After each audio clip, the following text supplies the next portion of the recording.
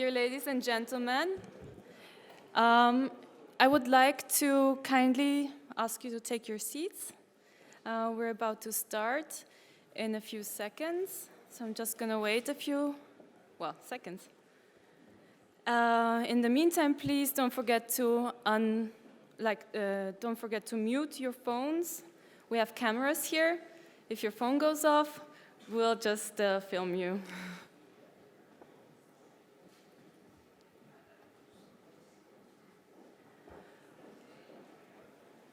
Okay, so let's start. I would like you to help me get ECSA President Alfons Karabuda on stage to welcome you all to the Creators Conference 2020.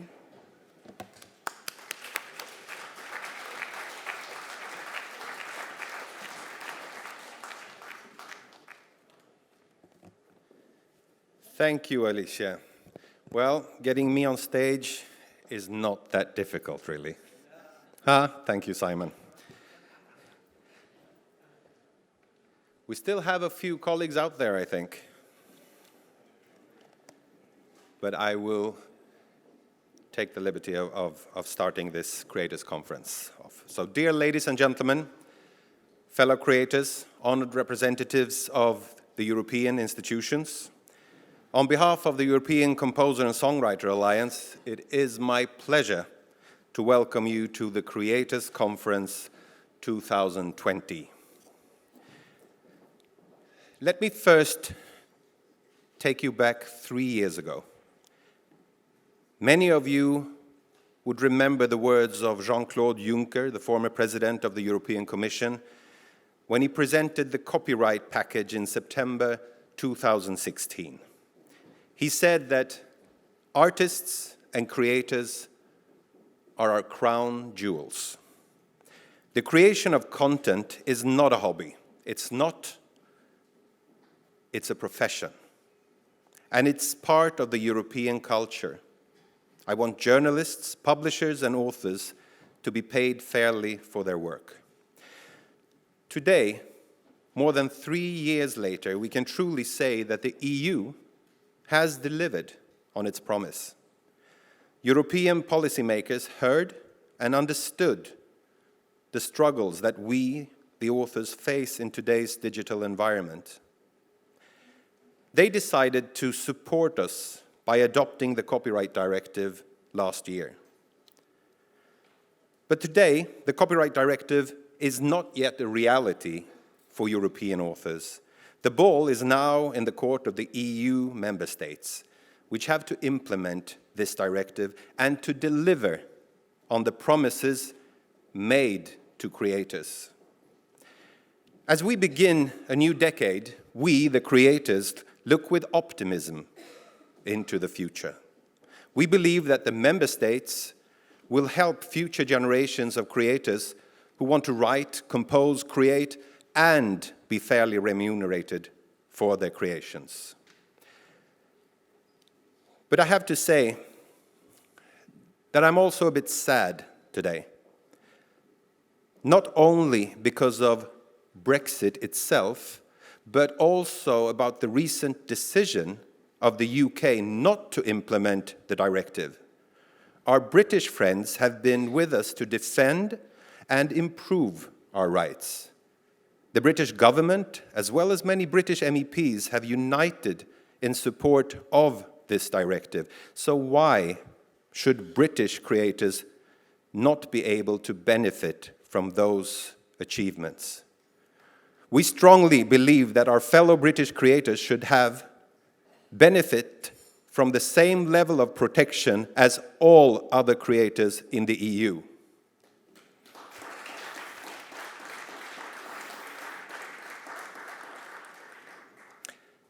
Now, before we enter into discussions regarding the Copyright Directive, we want to start a broader discussion on Europe's strategies for the cultural and creative sectors. Our first panel will focus in particular on the upcoming Creative Europe program and on how it can contribute to a more diverse music sector.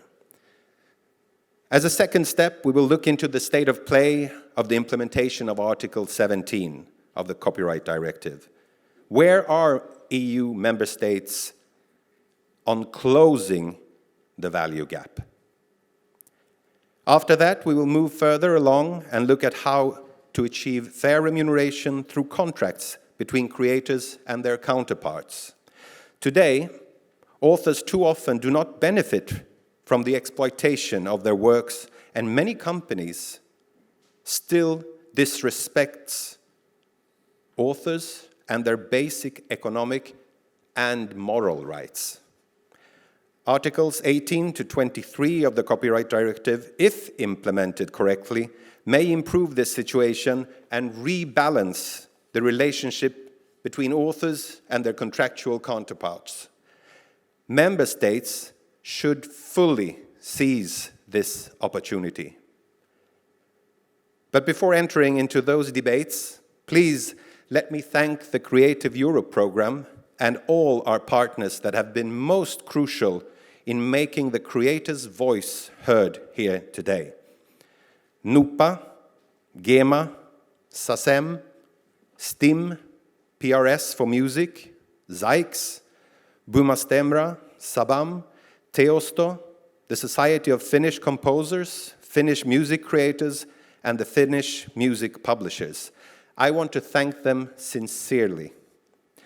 Now, I would like to give the floor to Deputy Director General of DG for Education, Youth, Sports and Culture, Ms. Viviane Hoffmann, who will give the keynote speech in place of Commissioner Maria Gabriel, who unfortunately could not be here with us today. The speech will be in French. It will also be on our web, translated for everyone to take part of, if anyone would not speak French, but I guess most, oh, there we have one.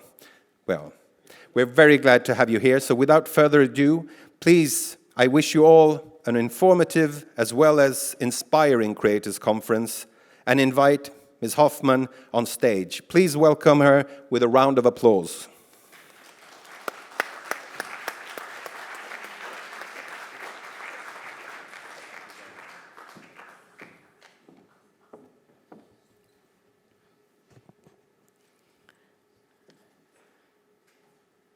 Monsieur le Président, chers membres du Parlement européen, Mesdames, Messieurs, je suis très heureuse de participer à l'ouverture de cette conférence et de représenter la commissaire européenne, Madame Maria Gabriel.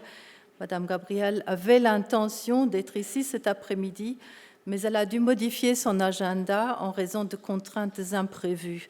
Et elle m'a donc demandé de vous présenter ses sincères regrets et de vous faire part de quelques messages qu'elle comptait vous adresser. Ainsi, elle m'a demandé de réitérer tout son engagement à poursuivre le dialogue et le travail en commun avec vous, les membres de l'Alliance européenne des compositeurs et d'auteurs de musique, dialogue qu'elle a déjà mené avec vous dans le cadre de son précédent mandat de membre de la Commission européenne et qu'elle se réjouit de poursuivre désormais en tant que commissaire chargée de l'innovation, de la recherche, de la culture, de l'éducation et de la jeunesse.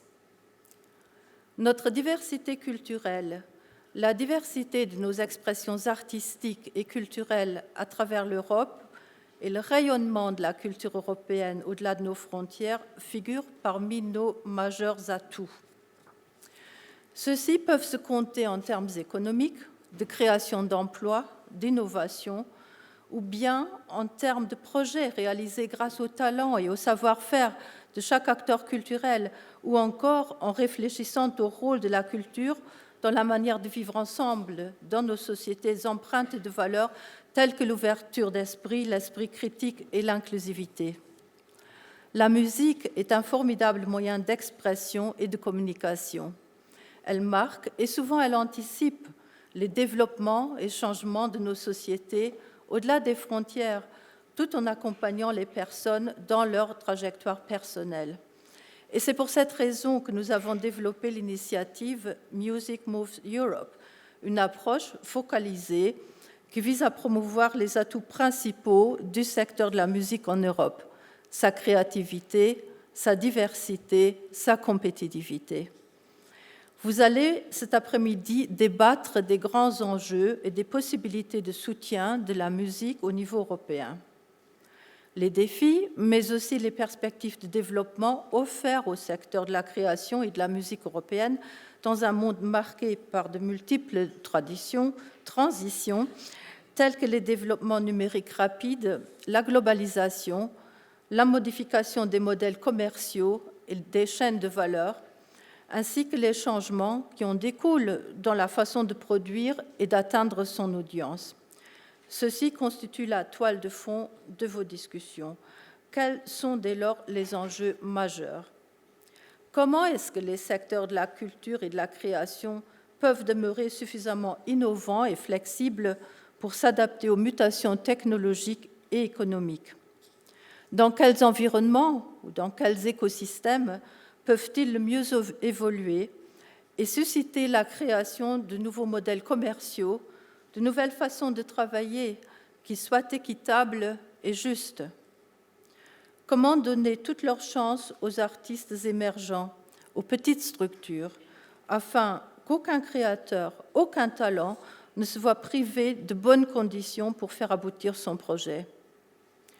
Pour l'Union européenne, ces questions sont premièrement une problématique de protection et de promotion de notre diversité culturelle et deuxièmement de notre compétitivité au niveau international dans un monde globalisé. Vous allez débattre de l'actuel et du futur cadre réglementaire et du soutien politique et budgétaire que l'Union européenne a mis en place. Nous sommes tous conscients de la manière dont la numérisation a d'ores et déjà modifié les chaînes de valeur dans différents domaines, et en l'occurrence de manière spectaculaire dans le domaine de la musique. Elle a aussi modifié la manière dont les produits et services de la culture sont créés et utilisés. Pensons aussi à l'intelligence artificielle et aux possibilités et aux défis qu'elle apporte. De nouvelles compétences individuelles sont requises pour compléter le savoir-faire artistique des créateurs.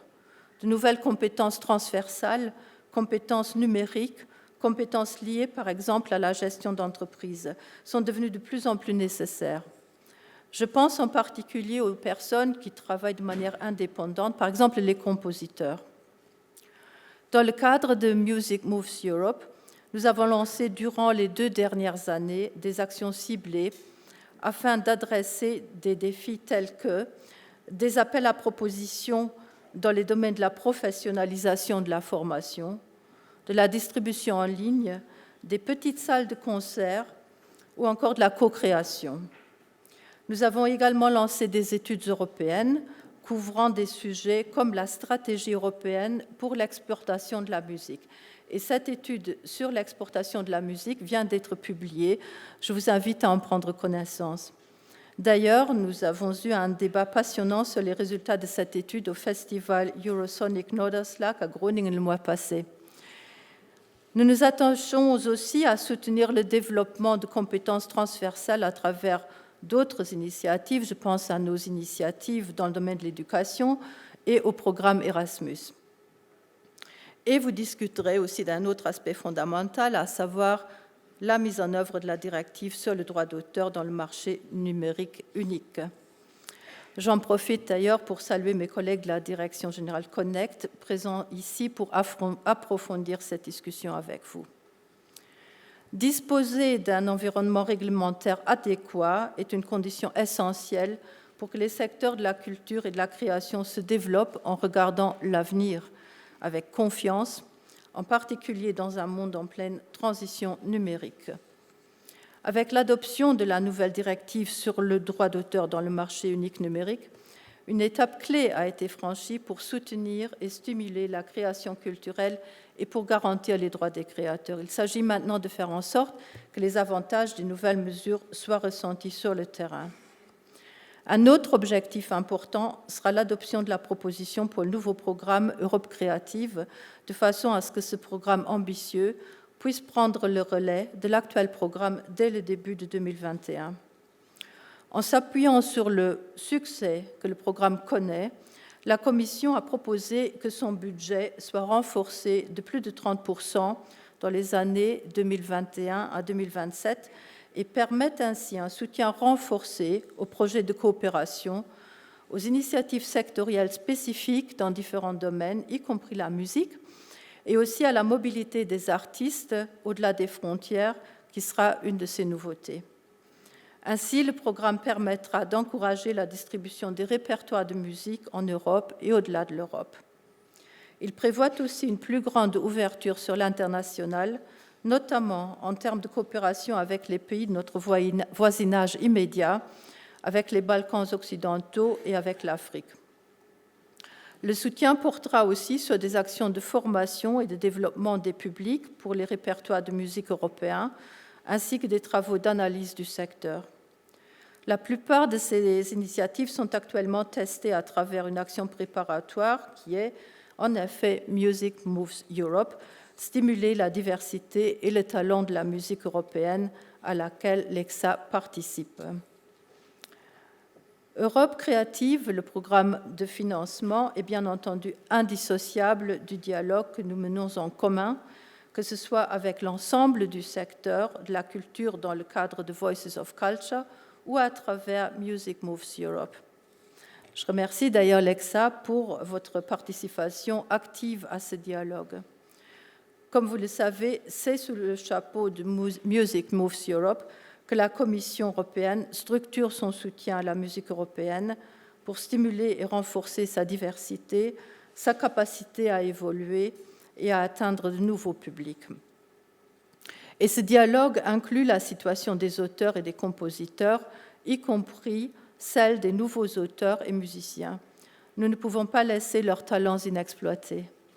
Et à cet égard, je voudrais aussi mentionner le prix Music Moves Europe Talent Awards, qui a été décerné en janvier aussi à Groningen dans le cadre du festival Eurosonic Norderslag et qui vise justement à donner une plus grande visibilité aux talents émergents et à les aider à se positionner sur le marché. J'aimerais aussi évoquer le mécanisme de garantie financière pour le secteur de la culture et de la création qui est financé par Europe Créative. Son budget a été renforcé au vu de son succès et s'élève aujourd'hui à 251 millions d'euros. Ceci devrait permettre de mobiliser plus de 2 milliards d'euros de financement en faveur de petites et moyennes entreprises culturelles et créatives. Plus de 1300 entreprises en ont d'ores et déjà bénéficié dans toute l'Europe et il est prévu que ce mécanisme de garantie soit mis en œuvre dans le cadre du programme InvestEU à partir de l'année prochaine. Et il s'agit là d'une excellente occasion pour faire passer la garantie à la vitesse supérieure et pour soutenir un nombre croissant de professionnels de la culture et de la création dans leurs efforts d'innovation et de développement et pour contribuer par conséquent à rehausser la présence de la culture européenne sur les marchés mondiaux. Mesdames, Messieurs, nous nous réjouissons de poursuivre le travail et le dialogue avec vous, qui êtes auteurs, créateurs, compositeurs, car c'est vous qui connaissez les enjeux sur le terrain, les défis actuels et les tendances qui s'annoncent mieux que quiconque. La conférence d'aujourd'hui est une étape importante dans ce dialogue. Je suis certaine qu'elle sera une précieuse contribution vers nos objectifs communs. Je vous remercie pour votre attention et je vous souhaite d'excellentes discussions. Merci.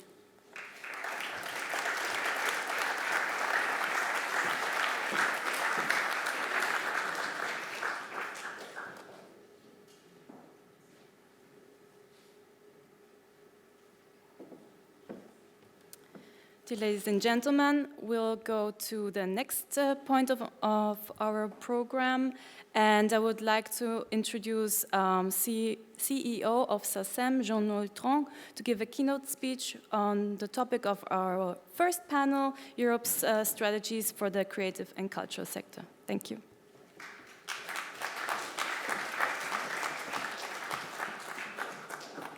Thank you very much. I'll switch to English if you don't mind, because this is Europe, even after Brexit. And I'd just like to convey a few messages to you all, especially on behalf of the grouping of European Author Society, GESAC, to introduce this panel on the next step strategy. I think it's important to remind us all of what we have achieved so far. And I'm so glad to be here with our friends from ECSA who is instrumental, because people like myself are just employees of the creators, and when it comes to music, of the publishers, because at our boards, as collective management organizations, we have authors, composers, and publishers. And what we have done over the last few years in achieving this great success for the EU, which is the Authors' Rights Directive, also called as the Copyright Directive, and some other directive is instrumental. So number one, in that strategy, we just need to deliver the results. I think you've been addressing that point. And by the way, I was exchanging on the phone with Commissioner Maria Gabriel just before joining us, and she's sorry that she could not attend because of the Zagreb summit. But when I shared with her the strategy, she told me that she was very committed to those issues, and especially to the next steps issues that our panels will address. And of course, I want to refer to the major risks on the basic principles of authors' rights, which is proportionate remuneration. And we know that buyout coming in rapidly with the new SVOD platform. It was Netflix before. It's going to be Disney Plus in a few weeks and some other to come. These are the new issues to address. So in a nutshell, this strategy should be to focus on having all our 27 countries transposing properly the three directives, the CableSat one, the copyright one, and of course, the AVMS audiovisual directive. I would like, because here we talk about music, to echo an issue. How is it possible that in the AVMS directive, we have a provision for 30% of European contents for SVOD's platform, while regarding music, we have nothing? We missed a point, and we hope that when the AVMS directive is going to be transposed in every member state, people will address a true issue. If we don't regulate streaming platforms, who today more and more behave as producers, they produce their content, they edit their content, as a European Commission study has shown, their impact on what consumers are listening to is more and more important. So they are medias. They are the medias of the future. And soon to be, maybe, they will also be doing everything from distribution to imposing their content to the consumers. So this is a major issue that has not been addressed, unfortunately, in the copyright directive, that exists in the AVMS directive, and we need to do something there. France will be one of the first countries to transpose the AVMS directive, and we hope in France, like we are working on that with our colleagues all over Europe, to open a very important dialogue on this. We were having a GESAC General Assembly end of November, and Marco Giorello was with us, and it's always passionating to discuss with our friends within the European Commission. We echoed that issue.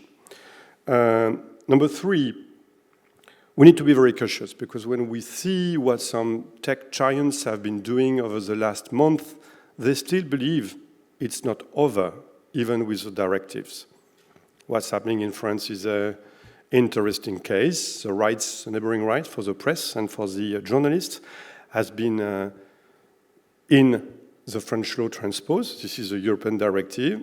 Discussion today shown that some giants still resist. As we know, the stakeholders' dialogues on Article 17 is rough. So transposing this directive is key. Embarking on the brave new world who's coming in is even more instrumental. And here, of course, I want to insist very much on buyout. If we don't adapt our regulatory environment, and the authors' rights copyright directive will not be enough, we may face a situation where in 5 years from now, in such a room, we would discuss about a global and digital world where 100% of the giants are American or Chinese, none will be European, and those will be editing, producing, distributing their contents like no media in the history of Europe has ever achieved a market positioning. Then, last but not least, we have another rendezvous, which is the CRM Directive, which has to be re-evaluated in 2021. This is a major moment for the authors, because once again, we are you and you are us. The CRM Directive has been thought 5, 7, 10 years ago as a way to put pressure on so-called giants, which was the CMOs, to help some new dwarfs, emerging startups. Today, 10 years after, we are the dwarfs and they are the giants. And we don't have an equal market playing field today. So in this assessment of the 2014 CRM Directive, we have a unique opportunity to reopen the discussion on what is the new challenge that the EU is facing, especially after Brexit. The world we've been living in for the last 20 years was a world of hope, of a global positive opening to a worldwide open economy with multilateralism, as we've seen with the new US administration, with the new Russian administration, with the new Chinese administration. And I hope not, but maybe with the new UK administration, whose minister has announced a week ago that he is really considering not applying some parts of the EU regulation. We need to adapt the European strategy on that. We are not anymore in a post-Fukuyama, end of the history world where everyone will respect the same rules. No, we need, as Europeans, to be much more facing the true challenges, which is that we need to protect our creative industries. And this is also what I wanted to echo, because there has been an incredible work thanks to a political alliance of people that are very different. I want to thank very much here Helga Truppel, who's just joining us. I can witness that a week before the vote of the Authors' Rights Copyright Directive, which was very close from a failure, we won by 5 votes. That's the truth. We had a lunch, thanks to Mr. Tajani, the President of the European Parliament at that time. And Madame Truppel, Grünen, was talking very closely with Mr. Heller from EPP and with a French socialist from SND, and everyone was working for the interest of creators, for a balanced copyright directive. But it was close to that it went to a failure. At the GESAC board we received Iban Garcia del Blanco, who's going to join us in a panel, and I want to thank him very much. We see a bright future if we have the proper strategy. And if we want to have the proper strategy, then we, as European, and this includes the European Commission, European Parliament, and European Member States, we need to reassess this strategy. Some of the truth of the past is not true anymore. Some of the truth of the future still needs to be written by us. Hence, my conclusion. We are talking here as being at the core of what is the European identity, which is to be united in diversity. As we all know, this is the tagline of the EU, Unis dans la diversité. And I'm afraid that some of us are still resisting to face the lessons of Brexit. Many people thought that it would never, ever happen. And even after it happened, many people thought that it would never, ever happen. For the last 3 years, how often have we heard people saying, it won't work? It worked. And as some politicians said very properly on Saturday, this is a very sad day for Europe because this is not the end of a process. It's maybe the starting of something new, where for the first time since 1957, a member state, and a major one, has left. And if we don't listen to what happened, I'm afraid that there is even worse to come.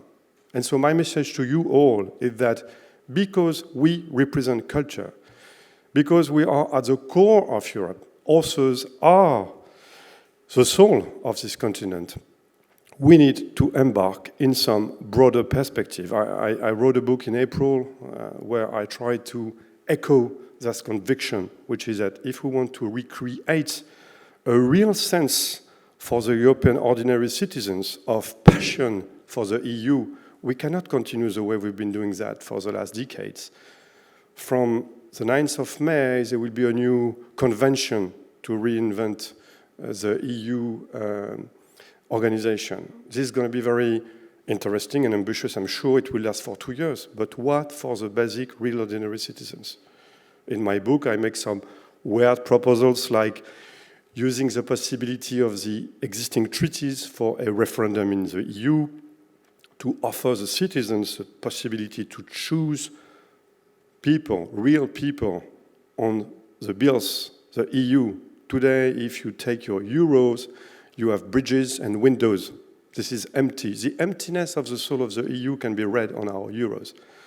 When I was the CEO of Canal Plus in Poland, or where I used to travel in the UK, on the pounds, on the zlotys, you have people, real people. We need to put people on our bills. And since we are talking about digital, because digital is of course part of the core issues for the fate of the EU, who has invented the web? A Brit, Tim Berners-Lee, and a Belgian, Robert Caillot, in 1992, where? In the European Research Nuclear Center in Geneva. Let's put these two figures on some euros. It will show to the millions of tourists coming from China and the US that this continent is not Disneyland.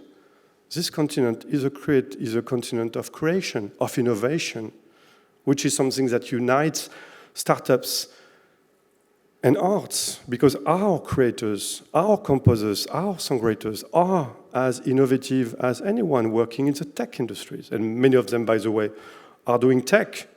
I see Wally Bataru, who's been a board member of SACEM from Siam, asked to Wally about the various generations of computers, and you're going to be impressed. He's even more a geek than I am. So this is what I wanted to draw as some issues before our panel starts. We need to reshuffle the strategy. We need to be united as a community. We need to work hands in hands with our friends at the European Commission, European Parliament, European governments. We have many allies there.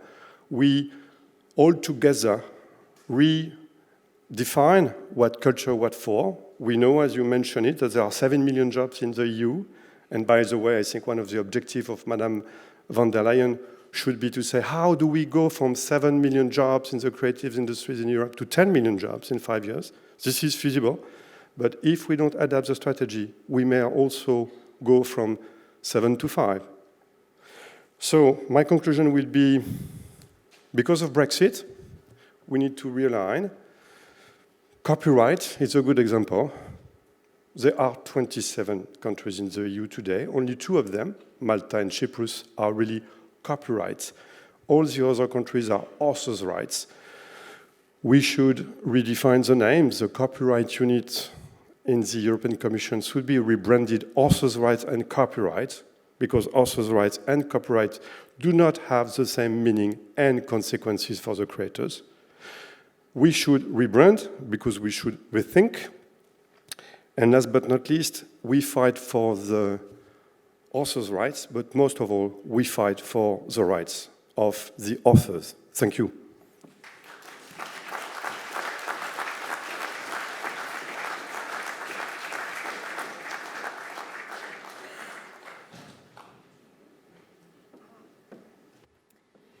Thank you, Mr. Tronc, for this very inspiring speech and also making the auditorium curious about our upcoming panels on copyright.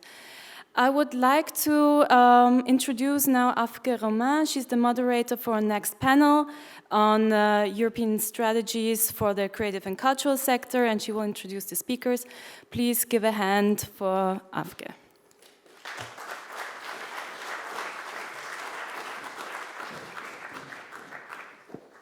Hello, I'm Aafke. I'm a composer from Holland, and I'm very happy to be moderating this panel on the future of creative Europe. And actually, I'd like to invite my guests onto stage because it's a bit lonely here, and there's been enough speeches. We have 4 really interesting guests. The first is Barbara Gessler. We have Tomasz Frankowski, Aleksandra Kaca, and Niklas Nienass. And I would like to welcome them onto stage.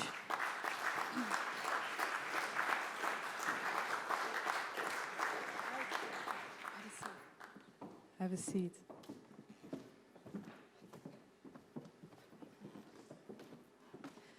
So thank you all for being here. I'll be introducing my guests shortly, and I'll be asking them a question straight away, so they can introduce themselves a little bit by giving us their perspectives on the future of Creative Europe. As you probably know, the current Creative Europe program is going to end, and there will be a new Creative Europe program from 21 to 27, which is currently under debate. And so these are really important times for the Creative Europe program, and also for policy making on culture on a European level in general, I think. So my first guest is Barbara Gessler. You're the head of Creative Europe, and in that role you're responsible for the negotiations on the new Creative Europe program. Welcome. I'd like to ask you if you can tell us a little bit about the Creative Europe program as it is now, because maybe there are a few guests who are not familiar with the program, and also what you think of the future of the program, so the things that are under negotiation at the moment. Is that okay? Yes, absolutely. Thank you, Aafke, for the kind introduction. Just to put it straight, of course, I'm not negotiating.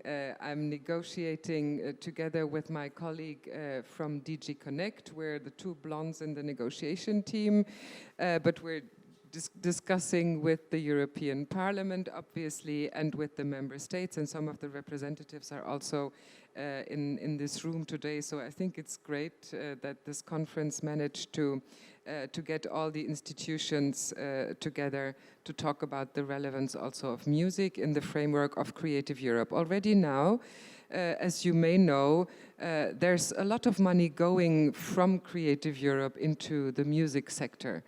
And we have around 100 projects already now under Creative Europe that are funding the cooperation and the networking and the platform activities around music. So it's not that nothing is happening at this stage. But obviously the focus of Creative Europe now, the bulk of the money also goes into what we consider has the most added value at the European level. This is not something that we choose to have, but it's also the only mandate that we have is support actions at European level which have a European added value, meaning things that can be best done at the European level. And this is why the bulk of our budget currently goes into cooperation projects. And cooperation projects are among organizations that would cross borders to do something together that where they can learn from each other. And I think in the future, and we've also made that promise, this will remain the most important issue also for Creative Europe under 21-27. As you know, this current multi-annual framework ends at the end of this year, so we're talking about the next 7 years. But next to the networks that we support and the platforms that we support and the literary translation scheme that we currently support, we have not only proposed to continue with these actions mainly, but to introduce a new sectorial action. And our Deputy Director General, Viviane Hoffmann, mentioned it already. I think the novelty under Creative Europe culture, which is what I'm responsible for, is that we are proactively proposing to introduce new sectorial action. Cultural cooperation projects at the moment cover basically everything, and under culture, basically everything which is not audiovisual. So you can see the scope of what we potentially support. And we have seen that, you know, a lot of projects in the area of music can be successful, but we have seen also in the run-up of Music Moves Europe, thanks to the support also of the European Parliament giving us money to do that, that there are specific questions that the sector is facing that we need to look at in a more targeted way. And this is, I think, one of the main novelties in the new Creative Europe program, that we're suggesting to complement these horizontal actions with more sectorial approaches. I would say more prominently on music, but also suggesting the support to the publishing, the book sector, for example, or also the cultural heritage sector, architecture, etc. We're also, to cut it short, introducing to give more focus on the international dimension of the program, which is something that has so far not been at the forefront of our agenda. And at the same time, we're also trying to establish further our recently introduced individual mobility scheme. So there's a lot of novelty, but the bulk of the program will build on the successful previous, meaning the current program. Okay, thank you. It's really interesting. We'll be talking more about this later, especially the horizontal sectorial approach, which I think is a real novelty and very important to the music sector. First, I'll go to my next guest, which is Tomasz Frankowski.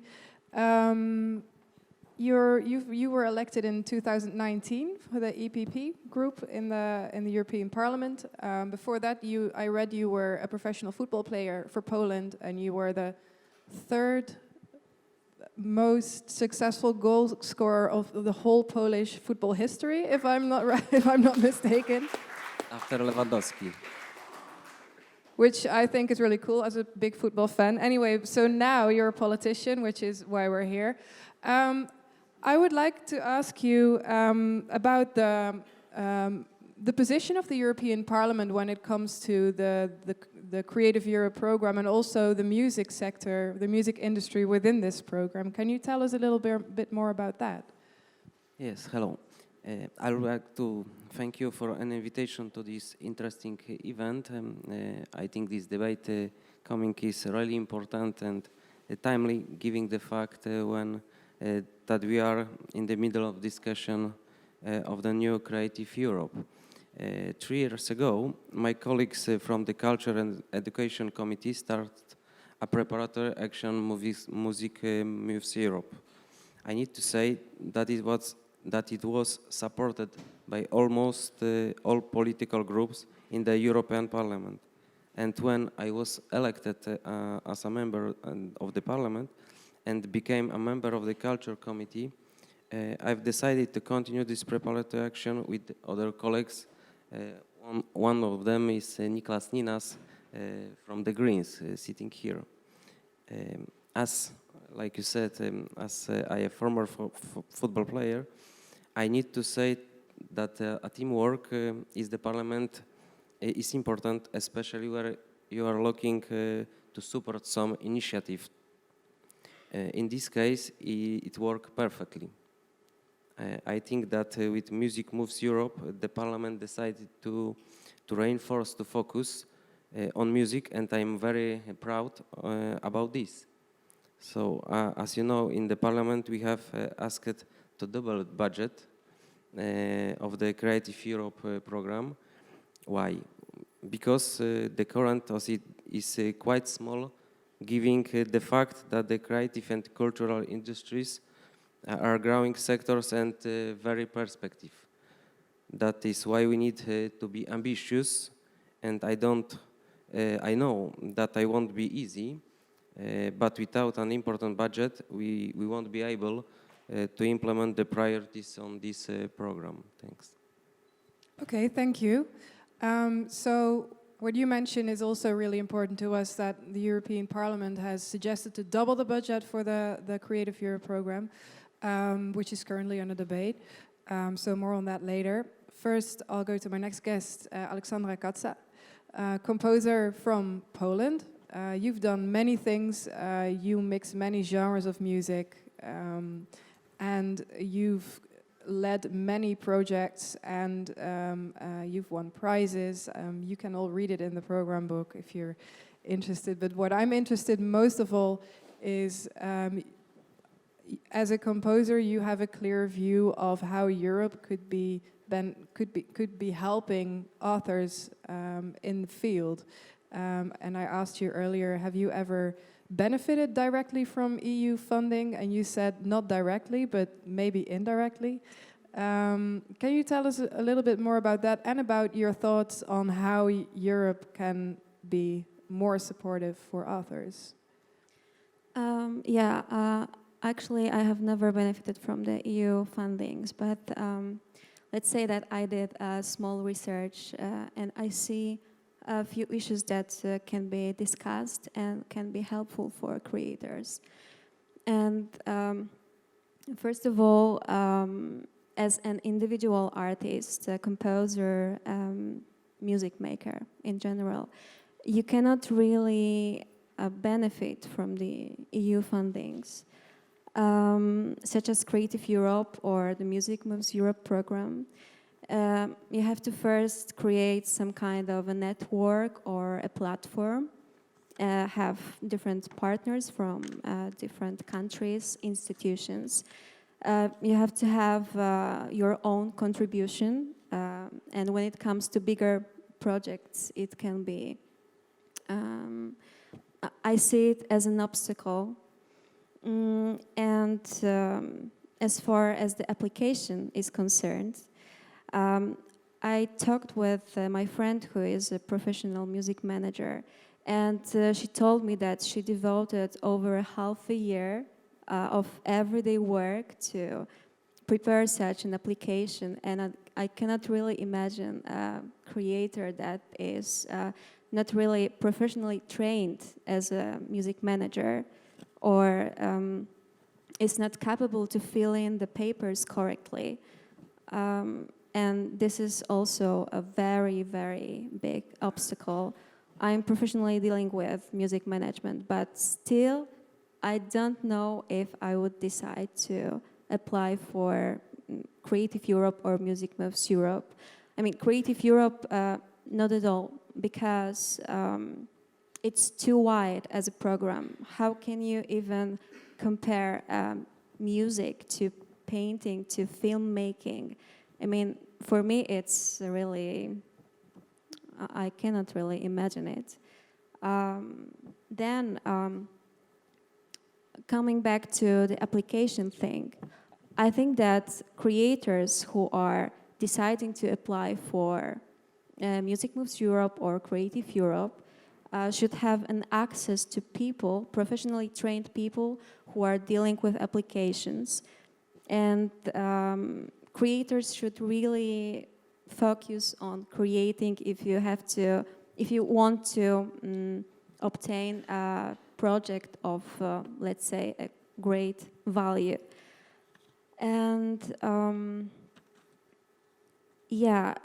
I see another point that might be interesting, and I see it as a very important point as far as Music Moves Europe is concerned. It's amazing that such a program is being launched, but still we have different genres of music. And in Poland, for example, I benefited from fundings dedicated exclusively to contemporary music, where still you have high competitiveness, because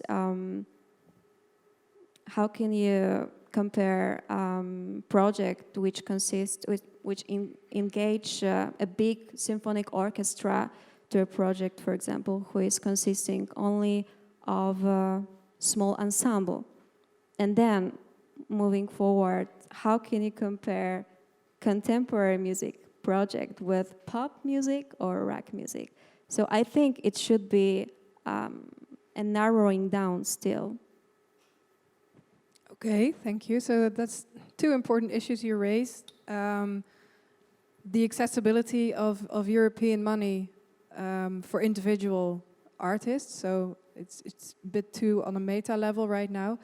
And the other thing is that it's too wide to to feel comfortable to still. apply. Okay, thank you.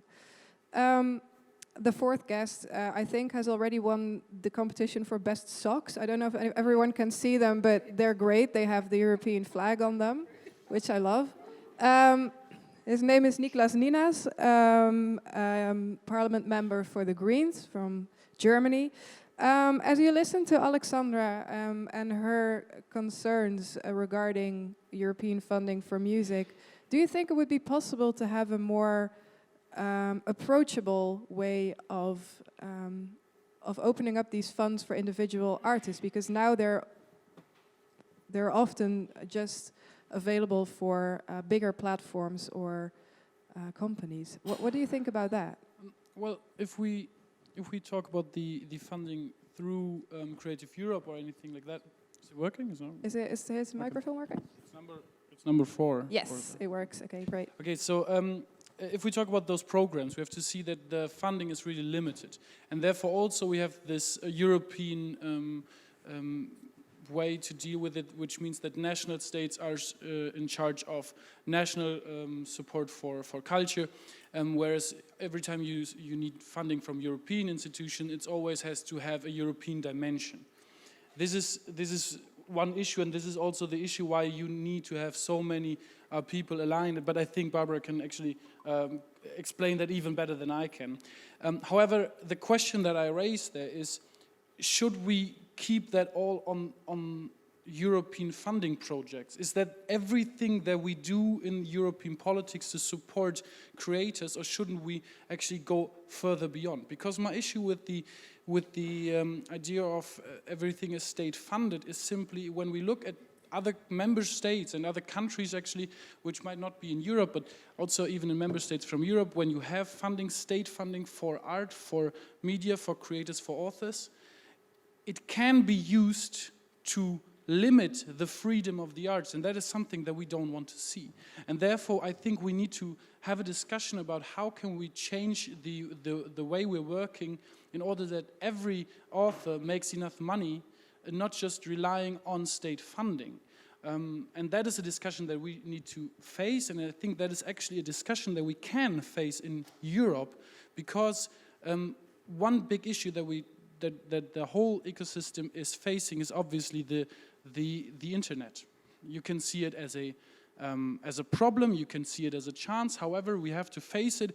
The internet is borderless, and the only institution there is in our political system so far that can actually make directives and regulations in a borderless way is Europe. And therefore, I think we have to talk about, do we want to see more regulations that can allow authors to really make a living from their work? Because what we see so far is a lot of European authors, on the one hand, are struggling to make ends meet, struggling to make a living out of their work. And on the other hand, we see that the diversity, therefore, in Europe's culture is really shrinking down, and that we see always the same media companies relying on the same artists to make the same four-chord song in order to have the same outcome and to make some money. And I think that is something that we don't want, and that is something where we're not coming from. Europe has always been a place of cultural diversity, and I want to see that thriving, and therefore we need to make sure that every artist, every author, every composer, every songwriter can profit from their music, from their art, and can really brighten up the cultural diversity in Europe. Thank you. So when it comes to cultural diversity, Barbara, what is your idea on that? How does Creative Europe sort of helps the art sector to be diverse, do you think? If I may depart a little bit from your question, because I would like to react a little bit to what Niklas and the other panelists have said. You know, indeed, in my experience, also now supporting the cultural and creative sector, funding is indeed not everything, but without funding, a lot becomes not so much. So this is why, if you look at Music Moves Europe, the initiative that the Commission is currently implementing, it's much more than just funding. It's about policy, it's about cooperation, exchange of experiences and knowledge and new innovative approaches, for example, across member states. It's also about the legislative framework that Mrs. Hoffmann mentioned in her introductory speech. It's about copyright, it's about fair remuneration, and it's also very much so, Music Moves Europe, I would like to insist, about the dialogue, about getting to talk to each other, and not only the European level talking to the creative sector, but also getting the creative sector talking to each other. And I think we've come a long way, in particular in the area of music, where in the beginning all the involved representatives didn't necessarily speak with one voice. And I think one of the major successes of Music Moves Europe, in my judgment, would be so far that the sector managed to rally around one topic and together force and to speak together and be a strong advocacy organization for what they want to achieve. So I think it's more than funding, indeed, as you say, Niklas. But obviously we're also very much looking at the funding part. How do we support creativity? I mean, I think with all those tools and the instrument, and in particular diversity, you said, with all those tools that I mentioned just now, is because this is also our mandate, right? The mandate of the European Union is to support competitiveness of its mainly small and medium enterprises, which are also defining the cultural sector. But of course also to support and promote and safeguard diversity. So we have to think in those two angles. And by introducing sectorial actions, we're also trying to aim in particular at individuals and looking at things that need to be done maybe outside those big organizations. For example, if I look at the training calls that we have launched, they benefit concrete initiatives that would then directly benefit individuals. So it's maybe more indirect, but the end beneficiary is always the individual. And it's always, for example, in the platform scheme, it's always the individual artist that gets to get to an audience in another country. This is also support to an individual, even if it's not like support to your creation, for example. But with all of those projects that we are funding, the target group is clear. We want the talent in Europe to be visible and to be finding an audience outside their own country. This is what Europe is actually there for. Thank you. Talking about this sort of horizontal action that you mentioned earlier, as I understood it, the European Parliament has actually said that there should be a focus, that more direct focus on music. How did that come about? Maybe Tomasz, maybe you can tell us a bit more about that. What is the position of the European Parliament when it comes to music? Why should there be a focus on music? This is important to mention, like sector music employs more people like film sector with annual revenue than 25 billion euro. So it was the first cultural and creative industry to be impact, to be digital shift, and but also the first one to adapt to it. As you already said, music has only benefits so far from about 4% of the current budget. This make is one of the most underrepresented sector in this program. So we need to change it. We need to fight for a bigger budget and then for a relevant part for a music sector, I think. Okay, so That's really important. So from the Creative Europe money, only 4% has gone to music directly so far, which we think is not enough, obviously. There has also been a work plan that's been adopted, and in the work plan it said that there should be there should be an emphasis on diversity and a good working environment for musicians. Maybe one of you, Tomasz or Niklas, can tell us something about that plan and how that's going to be put into action. Is there anything being put into action already regarding that plan? I think actually, so I'm sorry about that, because I can't answer to that question directly, because I think actually maybe Barbara can evaluate a little bit more about that issue if it's about the technical issue. But I wanted to say one point about Tomasz here, because the thing is, yes, we want to increase the spread of money spent for music.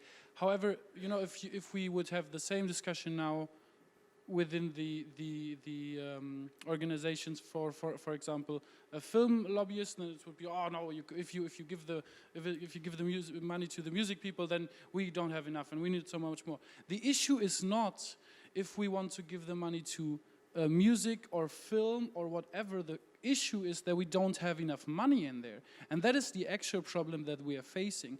And the problem I want to raise that here is, obviously we have the EP has asked to double the spending for Creative Europe. That is one part, but the other part is that the council therefore is blocking this in every way they can. It's not just about that, but also about legislative work that we're doing in this program and also in other programs, where we are really trying to bring forth the rights of creators, of authors, and so on and so forth. And the council has so much done to stop us there. The Commission has been sometimes an ally, sometimes not so much, but that is another issue. But the question that I'm raising is, why is the Commission represented? Why is the Parliament represented? Why is never the Council represented? Why don't we face those people who are blocking everything in the Council? Why don't they stand up on the panel and have to explain themselves why they don't want to give money for sectors, for creativity that are so much in need? Why is that not happening? And so this is maybe a little bit a question for the next Creators Conference, or the next event that anybody here is planning. Please make sure to invite the Council as well as the Parliament, as well as the Commission, so we can have a very nice big trialogue on stage, and we can tell you why something is happening and why something is sometimes not happening. Thank you. That was actually that actually was my next question. So thank you for that.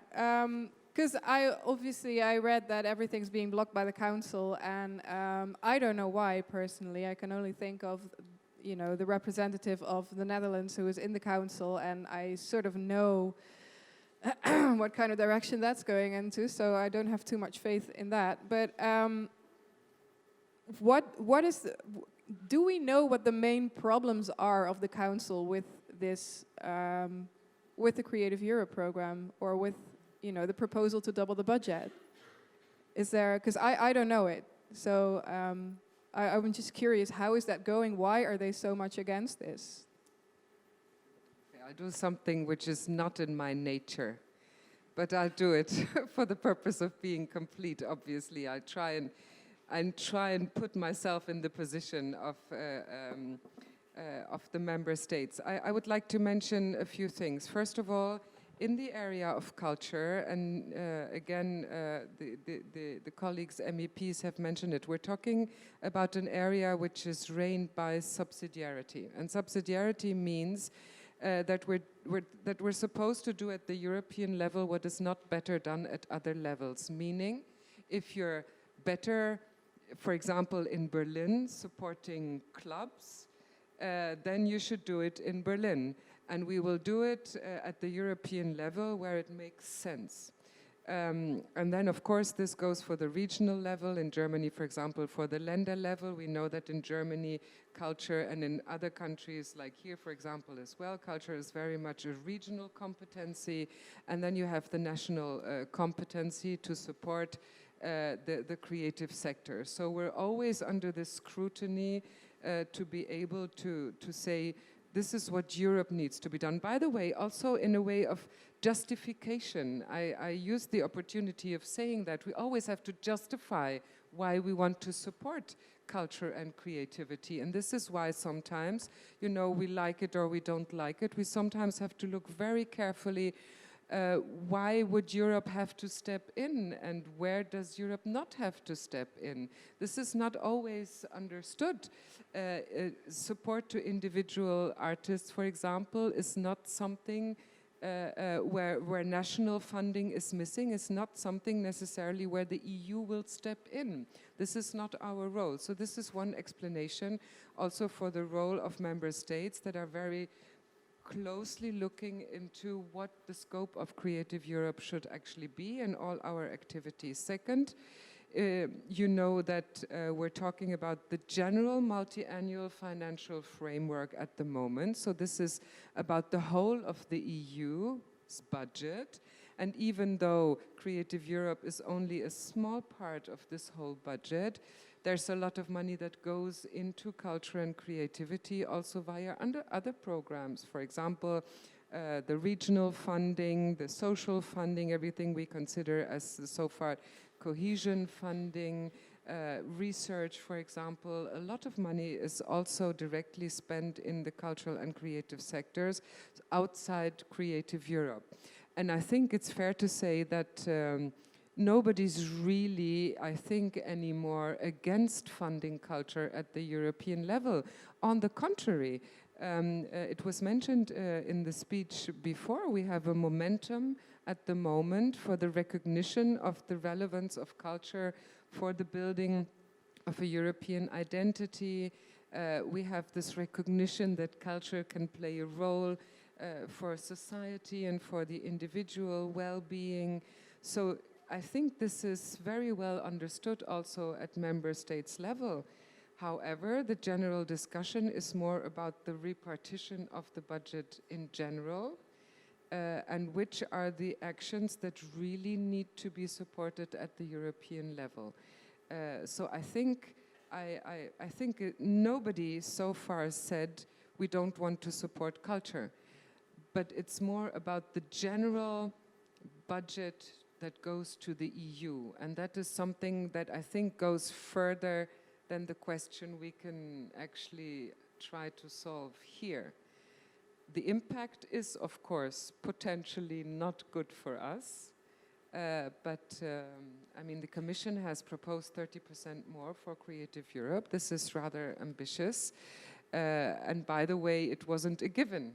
When we tabled the proposal in 2018, everybody said, oh, this is such a small program, and you know, and will you really want to continue to be independent, Creative Europe? We're talking to the likes of Horizon with billions and billions and billions, and here we are managing to continue to exist.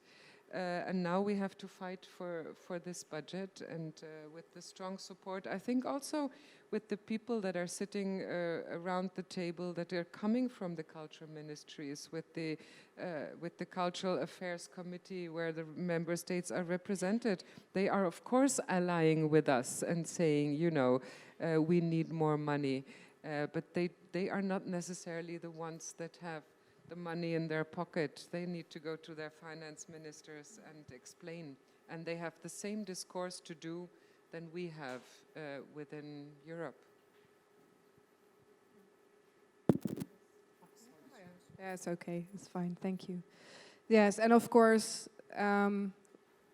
we don't all have governments who are willing to fund culture and or are willing to finance Europe. I think that's a bigger debate on a national level at the moment. Okay, I think it'd be time to be opening up for questions from the audience, because we've been talking a lot and I can imagine there are some questions.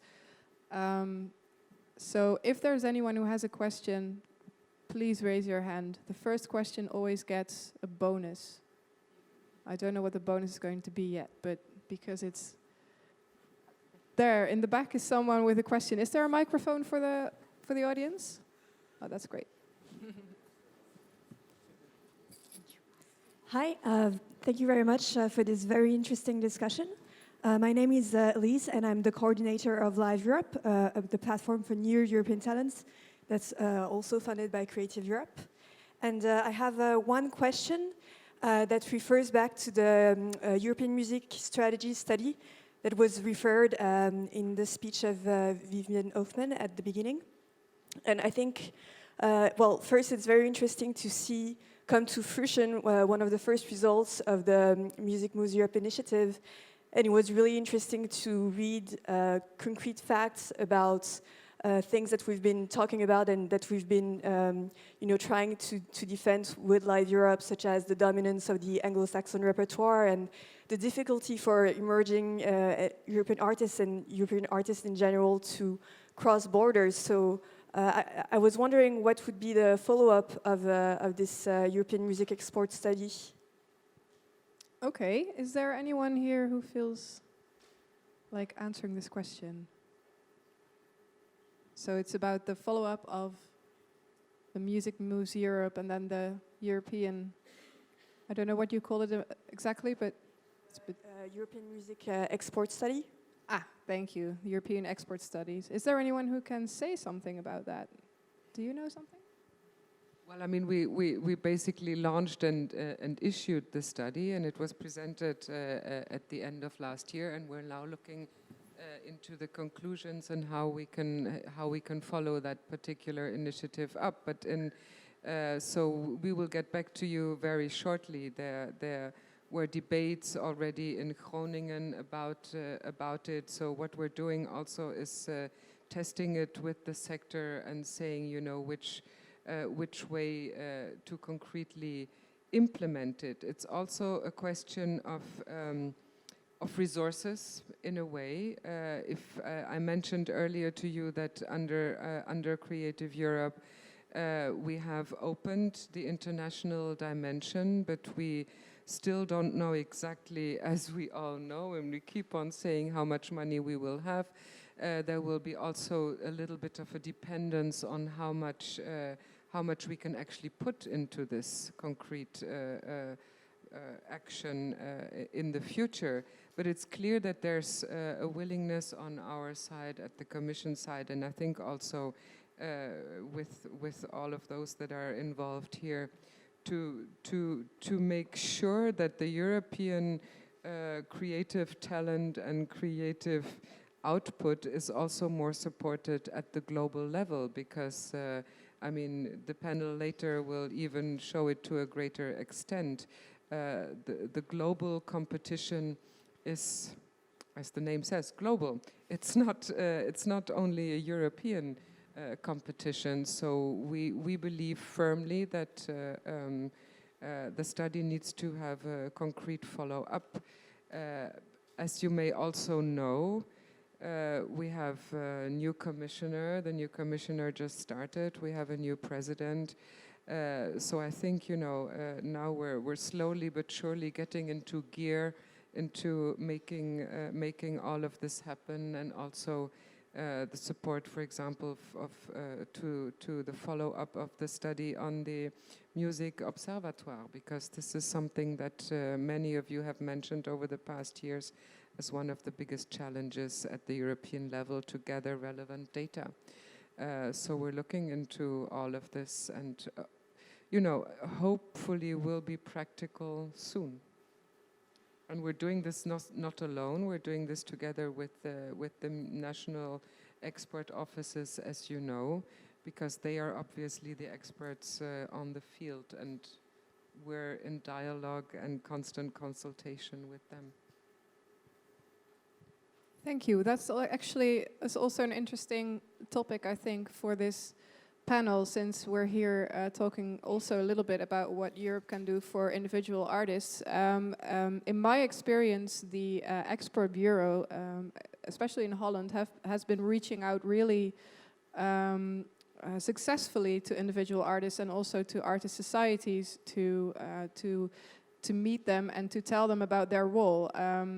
Me, for one, I didn't really know about their existence before they started reaching out to us, and they feel like a really approachable place for artists to go. Aleksandra, did you know about like Music Moves Europe and the Music Moves Europe office in Poland, for instance, or what they do for Polish authors? Actually, to be sincere, I have never heard about Music Moves Europe. I heard about Creative Europe, and but I wasn't that much interested because of the wideness of the program, and I thought it's too much time-consuming for me to get into the program. Okay, so there's still work to be done in Poland on a national level. Yes. Okay, are there more questions from the audience? I see John here in front.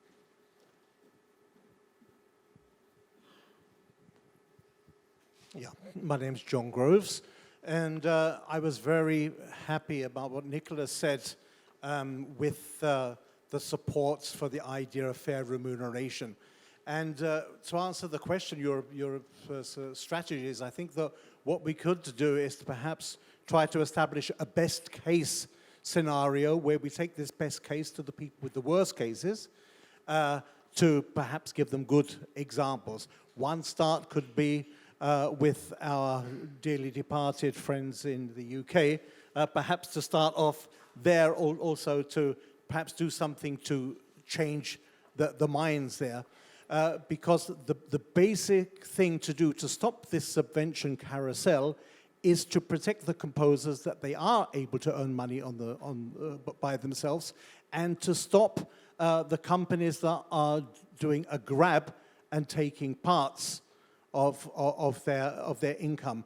And that is one of the main problems, and so we should not be blind to that. And I would very much appreciate that, not just on a European level, but perhaps on a national level, and I'm looking at you, Niklas, now for Germany, that one tries to do something there to create a good example and then to manage by example.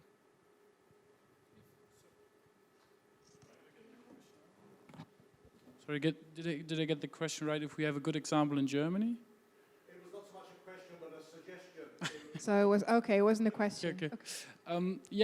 Thank you for following up on that issue. But I think, you know, if we talk about the fair remuneration, I hate this word. Everyone does. I'm so happy I'm not alone in this. Thank you so much. If we're talking about that, I think we have to face, or to be brave enough to actually think about new solutions and not just stick to the old stuff that we have done so far, because the time have changed. The times where collective societies have just gone to single media outlets and asked them and made contracts with them are over. People are now going directly in the internet and are basically in direct connection to the author, to the artist, and therefore we need to change the perspective of how we face this issue. So yeah, I would like to actually put on like what are good examples. I would actually stick with bad examples, because there are a lot of bad examples if you look to the US, for example. My most the example that I prefer most is actually not from the music industry, but from the food industry. You see, in food, everybody likes food, right? And so in Europe, we have so much different food and so much variety, and it's so great. And if you go to the US, you basically have Starbucks and McDonald's and Burger King, and that's it. And that is something that I don't want to see in Europe happening. It is happening in the food industry anyway, but I don't want to see that happening as much in the other cultural sectors, for example, the music industry. And so I think if we can show people the benefits of what we have, of the diversity that we have, and actually lead by good example, then we can be brave enough to start this discussion completely new and to say, okay, obviously, authors need to make a living of their work. That is just plain simple. And if we want to enjoy this cultural diversity, we need to pay them. That's it. Just pay for what you want.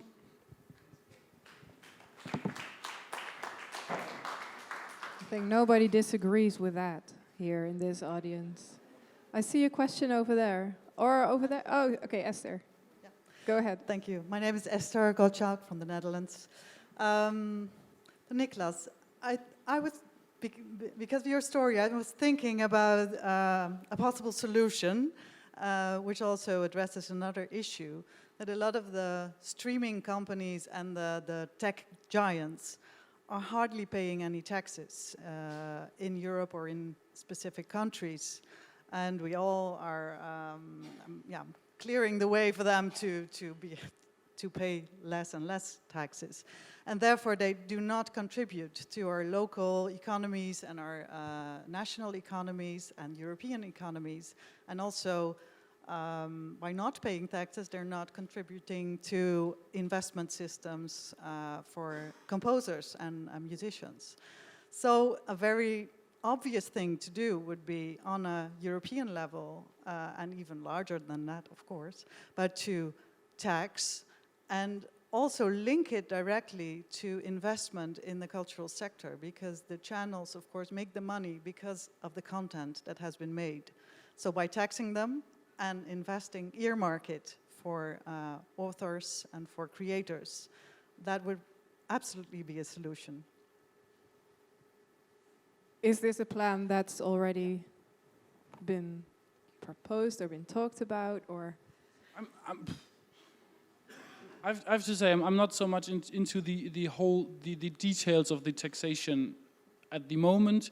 Obviously, the OECD has already said that we should include a digital tax for exactly those companies, and it again shows that we have a different time right now. Because in the past, you always tax where you produce, and now you produce in one place and you can sell everywhere in the world the same product because you just copy it in the end, right? For example, software and so on. And then the tax doesn't go, like it stays in the place where it's not where it's sold. So it's an issue that we have because the times have changed, because we have the internet, and that's a fact. So therefore the question was raised by the OECD already. If we have I think 3% is what they propose for a digital tax, which really is nothing, to be quite honest, since we pay 19% in Germany and elsewhere, which is around the limit. So I do agree with this solution. I don't think it's the final solution for this issue. It is just one step to get to a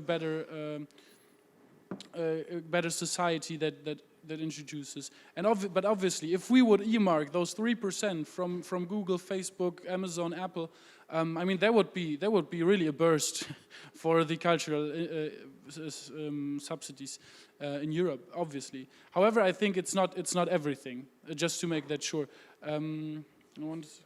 What? I think Jean-Noel wants to say something. Is there a microphone somewhere?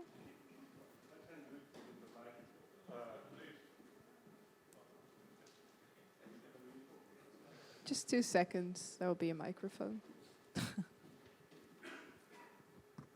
Merci beaucoup. Just two things. First, I wanted to thank so much Niklas and Barbara Gessler for what they told us about the very insufficient part of the EU budget that's dedicated to Creative Europe, because it's 0.001% of the total budget, about 250 million euros a year. But to come back to what Niklas Nienass said about, of course, we want creators and their partners, like publishers or producers, by the way, who can also be partners for them, to make their living. And we want this, as you say, with European contents and diversity. The question is, how do we identify new streams of revenue? Because we may not like the word remuneration. Nevertheless, everyone has to make his livings, an MEP or an employee like myself or creators. So just two examples. One relates to the issue we have with the UK, as was being mentioned. In Germany in 1959, you invented something outstanding for consumers, which is an exception to authors' rights, which is the rights of private copy. I can copy on my iPhone, on my tablet, any kind of contents, and then there is a fair remuneration for creation, which is private copy levies. In the EU, we've been fighting. It has been very difficult to explain that it creates value.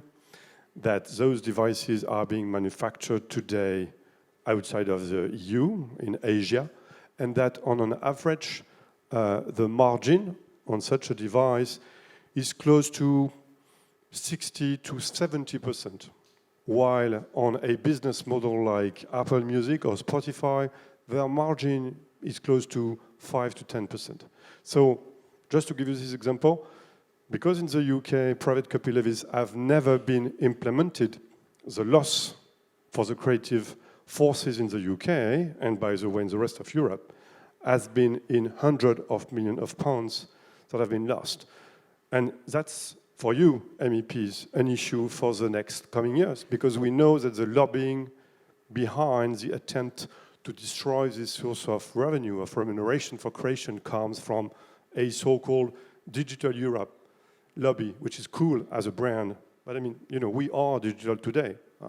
Most of the CMOs today are really at the core of the big data revolution, are processing billions of data to distribute the fair amount to the proper creators. So, number one example, private copy levies is a source of revenue for remuneration in Europe. It's fair, it is transparent, because it's managed collectively, and everyone gets a bit of that revenue, and it comes from outside of the EU, where the margins are tremendous, and this is directly the pocket of the consumers. Number two, as I mentioned it, as you raised this point, streaming is going to be a growing part of the way every consumer is accessing to contents. But the question is, what contents? Because today, on a platform like Apple Music or Spotify, on an average, you can find 25, 30, 35 million songs.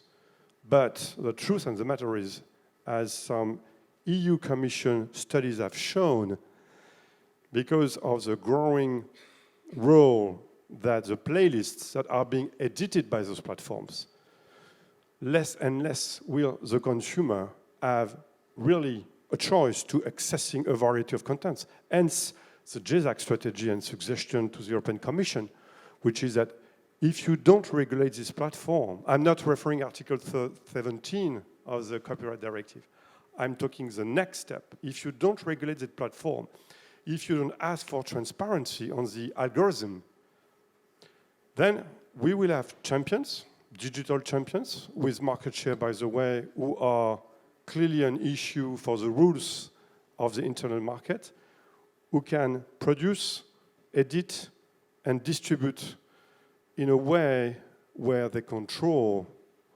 what people will really be listening to that has never, ever existed before, neither on TVs nor on radio. If I may interrupt you, Jean-Noel, I think this is a really good point, but I think the next panel will be almost entirely since about we were this. having two very committed I know, MEPs, I know. I thought it was an opportunity to ask the think question, what are the solutions? What are the solutions? Well, it's a really interesting question. Maybe we can just really shortly digress on this. But I don't know. We only have 3 minutes left, I think. So 3 minutes, 2 minutes. We will talk about the solutions afterwards. Okay, so there's then we have also like coffee. 20 minutes spared here right now. Exactly. There will be a coffee break of half an hour. Maybe we can sort of hook you up. One last thing that I wanted to say about the question beforehand about the taxes. Yes. And that is also the reason why I would love to see somebody from the council here, because the issue about raising taxes in Europe is always an issue of the council. And guess what? The council is not agreeing with that.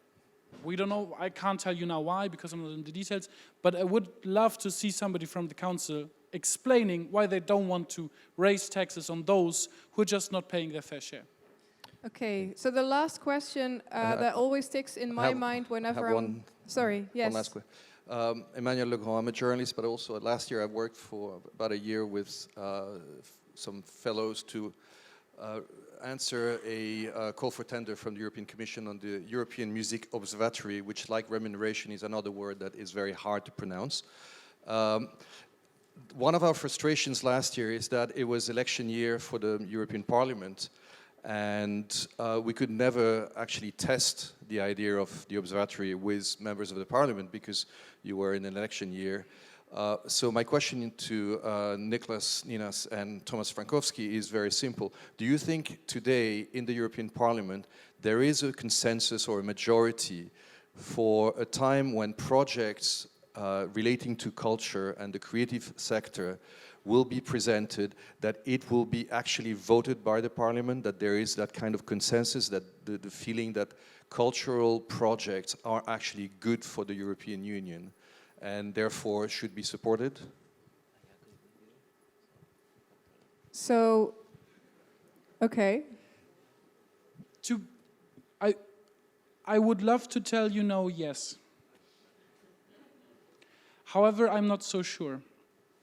And that is something that is worrying me, actually, because usually you would think that, or put it this way, the cultural dimension and cultural politics are always a little bit smaller, a little bit more minor, because, I mean, we're not spending thousands of billions as for example, cohesion policy. We're not making big contracts as the industry policy and so on.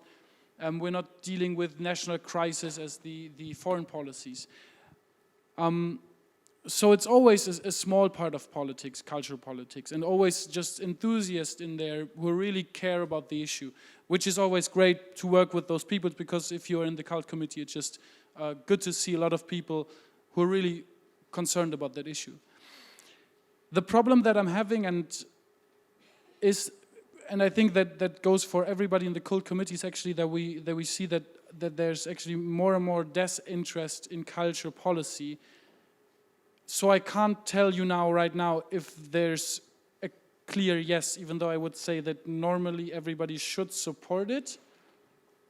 But I can also tell you that we as a committee will work on that the people in the parliament for the next 5 years will have more understanding for culture diversity, for the importance of cultural policy and politics, and that there's going to be more interest shown by other politicians in that field, because it is such an important issue, actually, if you think about, because it was mentioned earlier, the conference on the future of Europe, that is something, when we talk about how do we want to work together as Europe, I think we have to find common ground, and the common ground is actually also a cultural question, and therefore I hope that maybe if you ask me the same question in 2 years again, I hope I can solidly say yes, definitely. We hope so too.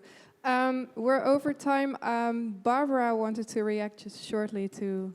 No, but I mean, rubbing in what Niklas just said, you know, I think we are sitting here and we are convinced of our cause. But if you talk to those other politicians as well, if you talk to those other MEPs that may be sitting in other committees that have a relevance on, on taxation, on trade issues, on rights issues and things like that, this necessarily gains credibility. Sometimes compared to, if somebody from DG EAC says it, it's not the same thing. So this is actually an appeal to you, and the conference like that is a step towards this, obviously, always this awareness raising, that in order to be able to push things at our level, at the European level, we also need the sector to be voicing the needs and the concerns towards those outside our beautiful, no, I wasn't going to say bubble. I'm against this bubble thing. We're all moving outside bubbles as well, and outside this beautiful theater, I was going to say. So, thank you so much. I really want to say, well, thank you all for being here. I want to thank my guests, Barbara Gessler, Aleksandra Kaca, Niklas Nienass, and Tomasz Frankowski. Thank you for your questions, and I think we're going to have a coffee break, right? Okay, thank you so much.